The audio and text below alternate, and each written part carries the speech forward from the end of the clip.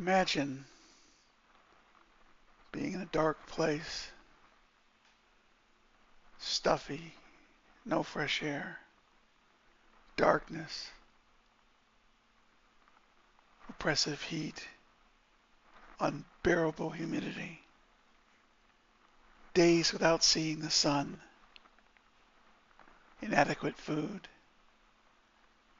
You hear the sounds of war outside, bombs dropping, artillery slamming into buildings, people screaming.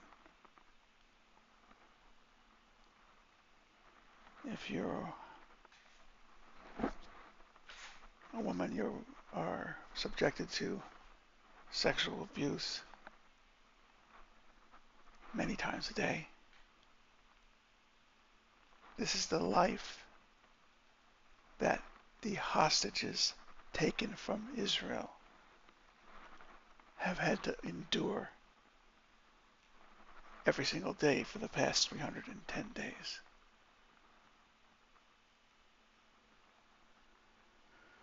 I was walking home from the grocery store, listening to the news report, CNN interview of a woman whose husband was taken from her and her daughter, 18-year-old daughter, was murdered on October 7th. She said, "This has to end. I can't breathe without him, without her husband." She shared personal thoughts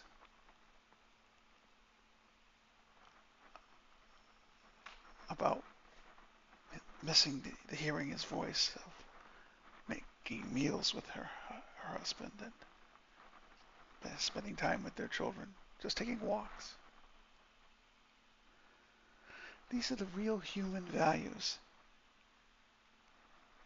Did this have to happen? Was it necessary for the invasion of Israel on October 7th? Did you have to cross the border to murder?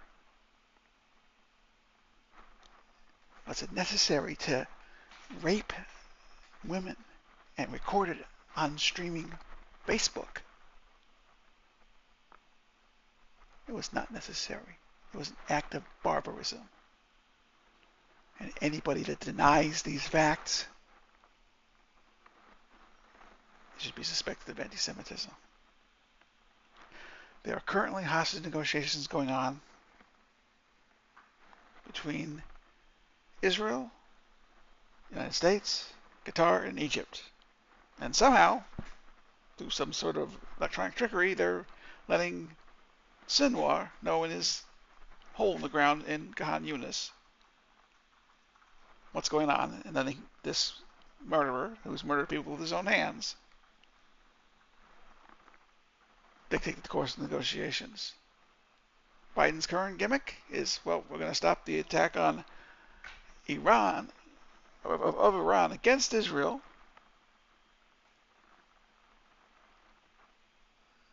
and we're going to do that by putting a ceasefire deal in place. 2 weeks ago, Israel blew up the Hamas negotiator. Now, if you wanted a deal, I kind of don't think that was the right thing to do, but the man was a murderer and a terrorist also, so he got what he deserved. Israel has made it clear that anybody that participated in the planning and execution of the October 7th massacre was a target. It's not an easy set of decisions. Now, I'm going to do something that I can as an Israeli citizen. I was born in the United States. I vote in elections here. As an Israeli citizen, I'm allowed to do something that I don't believe that Chuck Schumer, Senator and Majority Leader from New York, is allowed to do. I'm allowed to criticize the Prime Minister of Israel. I voted for the man. Let's make something clear. If Benjamin Netanyahu is delaying the hostage deal because he feels it will help him politically, we, the Israeli voters, will take revenge on him for this. Now, in fact, with Schumer's violation of the Foreign Interference Act of the 1970s, we're not allowed to overthrow foreign governments. By the way, United States officials and employees are not allowed to do that. And Biden's statements against Netanyahu, well, they actually resurrected his political career. Well, that was a brilliant move.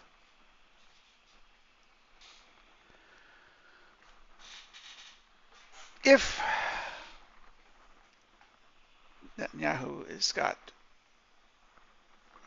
a reasonable plan, he's running late.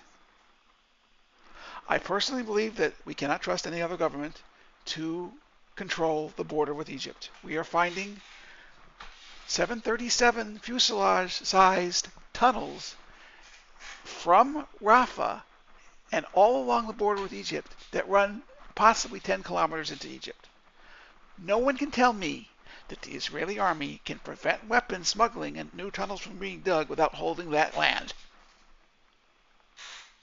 There has to be absolute authority. No more weapons allowed into Gaza. Not one bullet, not one rifle, not one homemade missile.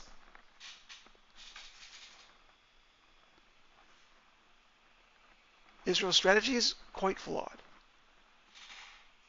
We should be offering liberation not only to our hostages, but to the people of Gaza. We should get up in front of Al Jazeera and speak to them in Arabic and say, join us. Help us find our hostages.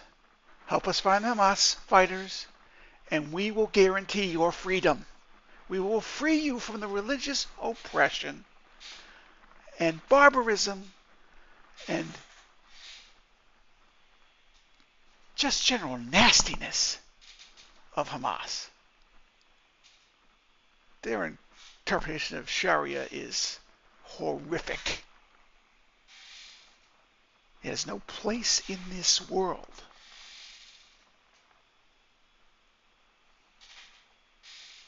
So let's free the hostages.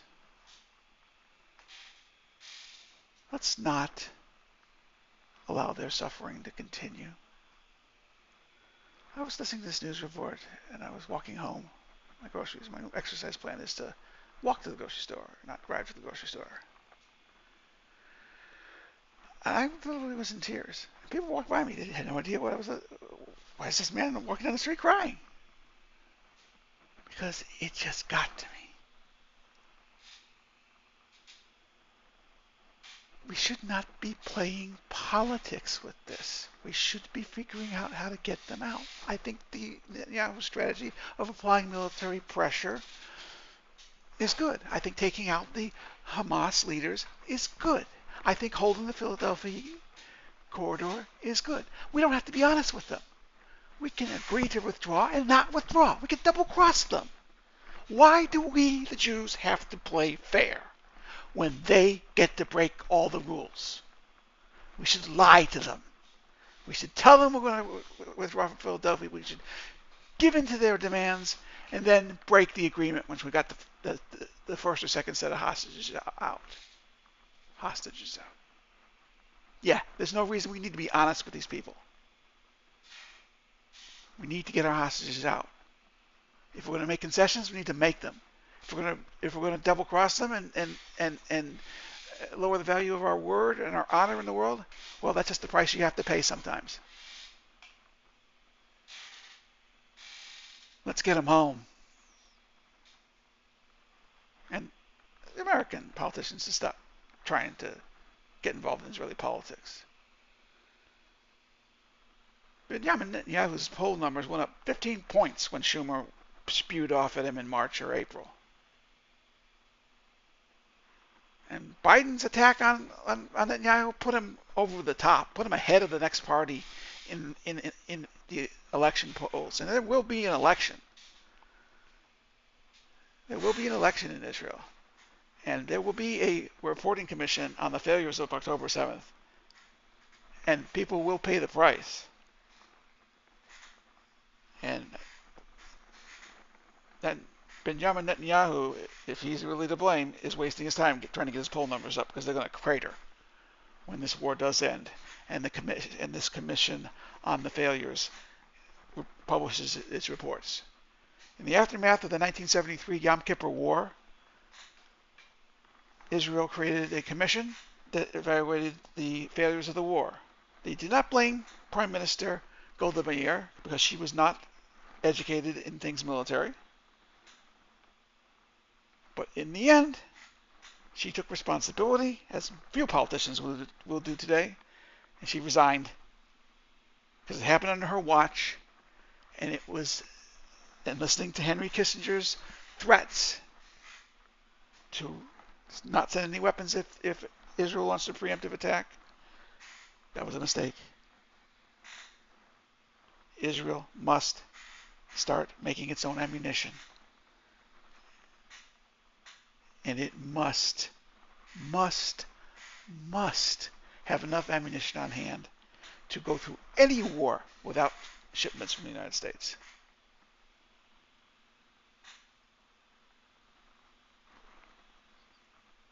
We need to be able to do what we need to be able to do to win the next war. And that war is coming. There's another video that came out in recent days, my Iran strategy.